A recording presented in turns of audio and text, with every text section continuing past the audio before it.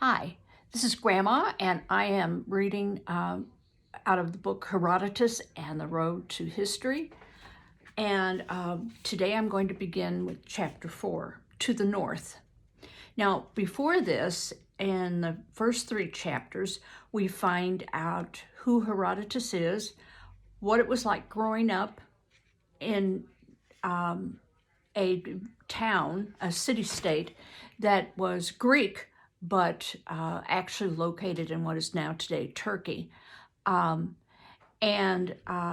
that he loved going down to the harbor and seeing the ships and talking to the people and finding out stories of their travels.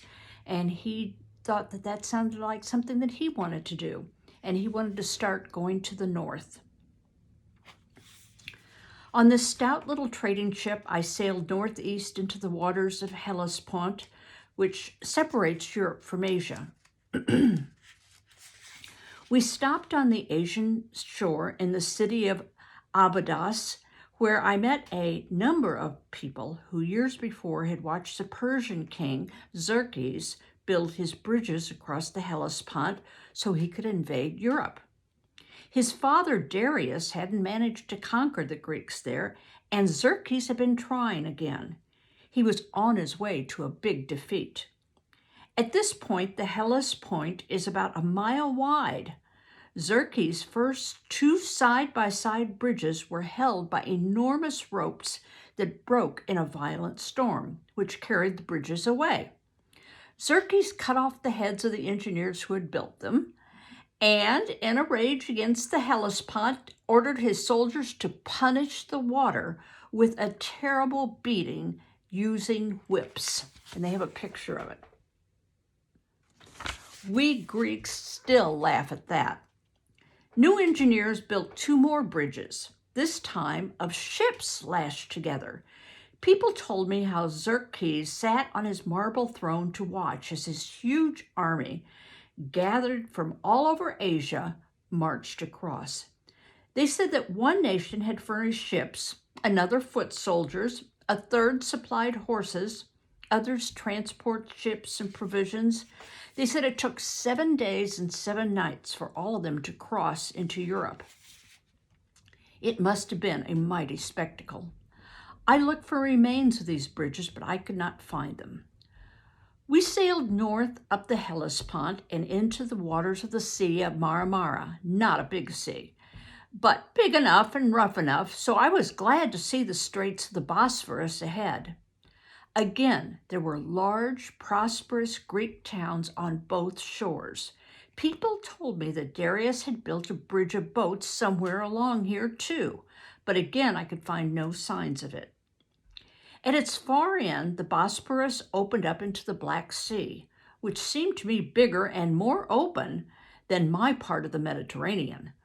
We navigated from town to town along the European coast, and since towns were not connected by any roads, I had a fine time exchanging news and gossip among them. Then we were in Thrace. Now, Thrace is today Bulgaria, which I thought must be the largest nation in the world except for India. Still, all along the shore, the cities were Greek. I wanted to travel inland, so I had to find experienced travelers or even to hire armed guards to go with me because it wasn't safe to go alone. It wasn't safe to sail along this part of the Black Sea coast either. There were too many shallow, marshy places where pirates hid. The main occupation of these Thracians along the shore is wrecking unsuspecting ships. Their only income is from plunder, and they are scornful of people who work for a living. They also sell their children to traders. I admit that we Greeks buy them. Some tribes are tattooed all over, which is marvelous to see.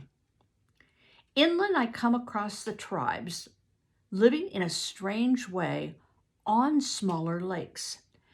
They built their houses on platforms, resting on piles driven into the lake bed. Families live their whole lives on these platforms, fishing for their meals through trapdoors. All the people and their animals lived on fish. Although I've not been to this part of the world, I have seen replicas of such houses built in lakes in Scotland. And it's, as they said, they put like tree trunks down into the lake, and then they put a platform on top, and then they built a house or a building on top of that, and that's where the people lived. As we made our way back to the coast, I found the tribes more civilized, more Greek. Sailing again northeast along the coast, we came to the river Danube, which seemed to me to be the mightiest river in the world. North of the Danube, the people have small, shaggy horses, too small to ride, but good at pulling carts and chariots. I did not travel much beyond the mouth of the river. I heard there were so many bees there that travel was impossible. I like getting stung as little as the next man. We sailed along the coast, east into Scythia, another land of majestic rivers. The rivers Bug and Dnieper flow into a great inlet where the Greek city of Olbia is. I was weary of traveling, so I made Olbia my headquarters for a long time, staying with a Greek family as a paying guest friend. The water here is sweet, and the fish are excellent. There's one kind of enormous fish, a sturgeon. Would you believe weighing more than 1,000 pounds? The people dry and use throughout the year. And here's a picture of them fishing, and I think that's probably a sturgeon they have in the net. I felt at home in Olbia. The people speak Greek, they dress like Greeks, and they worship Apollo. But the climate was nothing like Greece. The weather in the winter was terrible, bitterly cold, and the ground froze like iron. In summer, there were many thunderstorms and a lot of rain. But I got to see a great deal while I was there. The people around this part of the Black Sea are the most uncivilized on earth. These Scythians fight on horseback with bows and arrows, and they live as nomads. They never plant crops, but are always moving their goods and families in carts, taking their cattle with them. By the way, Scythia is now a part of what is today Iran, part of the Persian Empire. In this way, but at this time they were, I think, enemies of the Persians. In this way, the wily Scythians had outwitted Darius years before. The Scythians rode toward the army of Darius, which is Persian, with their best horsemen, but all the wagons in which the children and women lived, they sent northward with all the cattle, leaving only as much as they needed to supply themselves, and told the women to proceed continually toward the north wind. When the Persians saw the horsemen of the Scythians, the Persians came after them while the Scythians continually lured them on. So you've got the Scythians kind of taunting the Persians to chase them, but what they're doing is they're leading them astray. All of their goods, all of their children, their women, their cattle are going in the opposite direction. Okay. Now, so long as the Persians were passing through Scythia, they found nothing to eat and nothing of the Scythians to destroy, seeing that the land was bare. As I heard more about the people who lived further inland, they seemed stranger and stranger. I heard that some were absolutely bald and ate only the fruit of one kind of tree, made into juice and mixed with milk. I heard that further on beyond the mountains, the people had goats' feet, and still further away they slept for half the year.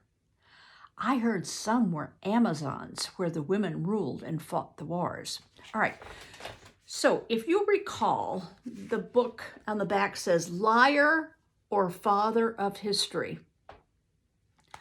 Well, it's some of these stories that he has heard, but he hasn't seen, that is what has created the possibility that he doesn't know what he's talking about. And I think that probably people are thinking that other stories, which are true, aren't true. They're just classifying him as a liar. I heard that still farther north, the people had only one eye. And beyond them was a country where griffins guarded the gold. Griffins are mythological creatures that are part eagle and part lion. And that even beyond that, the people who lived past Boreas, the north wind, couldn't see where they were going because the cold air was so full of flying feathers. I think maybe there's some truth in that one, but I think that what we're talking about is snow, not flying feathers. Of course, I didn't believe all these stories, but I couldn't go everywhere myself, so I did listen to people who claimed to be eyewitnesses. I was told about the Caspian Sea. The Caspian Sea is the largest inland sea in the world. Now, some of you may have gone to Lake Superior, and Lake Superior is very big, but the Caspian Sea is even bigger and deeper.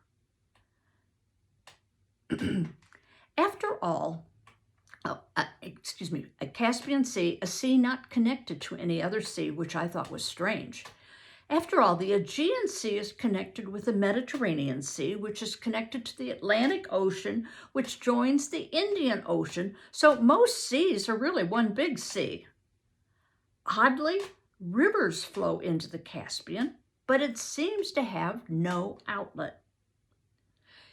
The Great Lakes, they often do have outlets, especially up near New York, and we have canals that have connected them.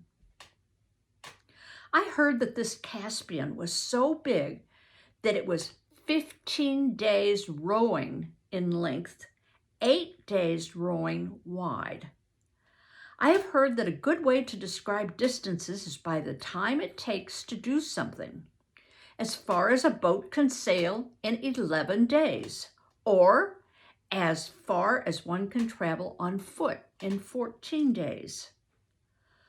All along the coast of the Black Sea and the Sea of Azov, and then all the way up the Don River, I met Greek traders doing a brisk business with the tribes there, trading our wares for furs and gold. Our vessel also did well. When my ship returned to the Bosphorus on the way home, I decided to make another trip in the region while I had a chance. So I joined some travelers going by land to Colchis.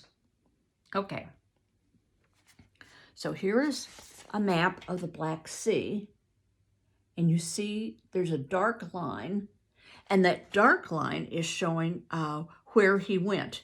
And now he's headed home, and he is all going along that dotted line at the bottom of the Black Sea. So when he's done, he will have pretty much seen all of the Black Sea. I remembered Colchis from my Homer, and Homer is a very famous poet who put together the Iliad and the Odyssey, which I've referred to before as being very long books on the history of Greece. Homer told how Jason went to Colchis on his ship, the Argo, which was supposed to be the first seagoing vessel. His crew was a band of heroes called the Argonauts. Does that remind you of a word that we have? Astronauts? Well, astronauts would be people who travel in the stars, but Argonauts are people who were traveling on water in a ship called the Argo. Jason's mission was to get the precious golden fleece. Now, the golden fleece supposedly was a sheep's skin made of gold, which had been stolen from his father. The Colchis king, Aeetes, tried to prevent Jason from getting the fleece, but Medea, The king's daughter helped Jason. Jason and Medea, with the fleece, fled Colchis back to Greece. And here we have a picture of them. And you'll see there's a fluffy something behind them. That's the golden fleece. Homer says that years later, in revenge for the abduction of Medea, the Trojans abducted the Greek princess Helen. I think that all of this abducting was the beginning of the quarrels between the Greeks and the Persians, between Europe and Asia. After seeing Colchis, I decided it was finally time to go home to Samos. I'd been away for 8 or 9 years. Yes, the abduction of Helen was a problem. That is the whole point of the Iliad. The Iliad is a story of the war, and it's over the abduction of Helen. Abduction is another word for like kidnapping, but it's not for children. It's adults. The Iliad is pretty much a war story, a giant war, and over the abduction of Helen of Troy. They call her Helen of Troy. And I don't know if you've ever heard of the Trojan Horse, but the Trojan Horse was used to win that war. And it was a giant horse made as supposedly a gift, but inside they put soldiers, so that when the giant horse was moved into the city gates, the doors opened on the horse and all the soldiers came out and they were behind the gates of the city. Okay, that's all for now. Our next chapter is going to be back to Samos and away again to Babylon. And that's interesting. I have always been interested in Babylon.